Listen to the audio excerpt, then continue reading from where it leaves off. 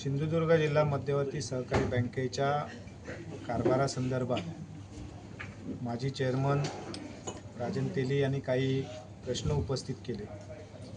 त्याचं खरं कारण हे आहे की त्यांनी बँकेकडे आपल्या मुलांच्या नावे जवळपास जून 2021 मध्ये कर्ज घेतलेलं होतं आणि ते कर्ज ते परतफेड करत नव्हते आणि ह्या कर्जाची परतफेड करत नसल्यामुळे बँकेने वेळोवेळी त्यांच्याबरोबर आवश्यक तो पत्रव्यवहार केला होता, चर्चा केली होती, संवाद चालू होता, परंतु तरीसुद्धा कर्जाची परतफेड होत नसल्यामुळे बँकेला सहकार न्यायालयात जावं लागलं, कोर्टामध्ये हायकोर्टामध्ये जावं लागलं आणि त्या ठिकाणी सहकार न्यायालयाने सुद्धा त्यांच्या विरुद्ध निर्णय घेतला।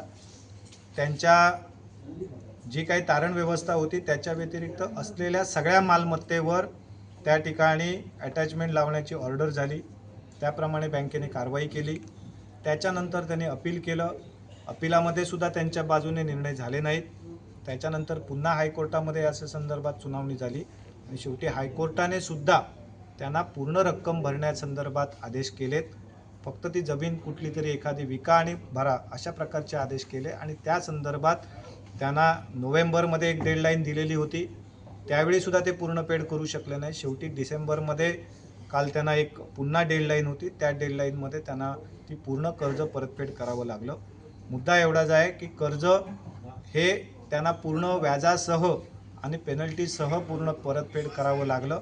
याच्याबद्दलचा राग बँकेबद्दलचा, बँकेच्या व्यवस्थापनाबद्दलचा राग त्यांच्या मनामध्ये होता आणि राजकीय द्वेष, मनीष दळवी म्हणून जो काही वैयक्तिक राजकीय द्वेष आहे, हा राजकीय द्वेष आणि बँकेबद्दलचा असलेला राग या सगळ्याचा परिपाक म्हणून त्यांनी अशा प्रकारचे बेछूट आरोप केलेत।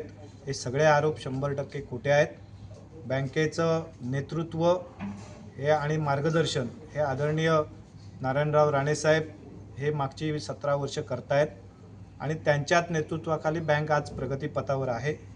महाराष्ट्रातच नव्हे तर देशातल्या अग्रगण्य जिल्हा बँकांमध्ये या बँकेचं नावलौकिक आहे आणि प्रत्येक गोष्टीमध्ये आम्ही योग्य पद्धतीनेच कामकाज करण्याचा प्रामाणिक प्रयत्न करतो आहोत आणि त्याच्याबद्दल अशा प्रकारे जे स्वतः प्रशिक्षित दरोडेखोर आहेत त्यांनी अशा प्रकारचे आरोप बँकेवर करण्याची आवश्यकता नाही।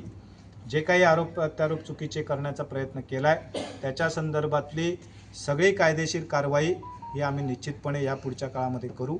याच्यापूर्वी पत्रकार परिषदा घेऊन याच्या संदर्भातली त्यांच्या कर्ज खात्याची माहिती उघड करणं हे आमच्या आचारसंहितेच्या आणि बँकेच्या धोरणाच्या पलीकडे होतं, म्हणून आम्ही तशा प्रकारची पत्रकार परिषद यापूर्वी घेतली नव्हती। आता त्यांचं कर्ज खातं हे पूर्ण परतफेड झालेलं असल्यामुळे आता आम्ही त्याच्या संदर्भातली माहिती आणि त्याचं खरं कारण जे आहे हे आपल्यासमोर मांडलेलं आहे।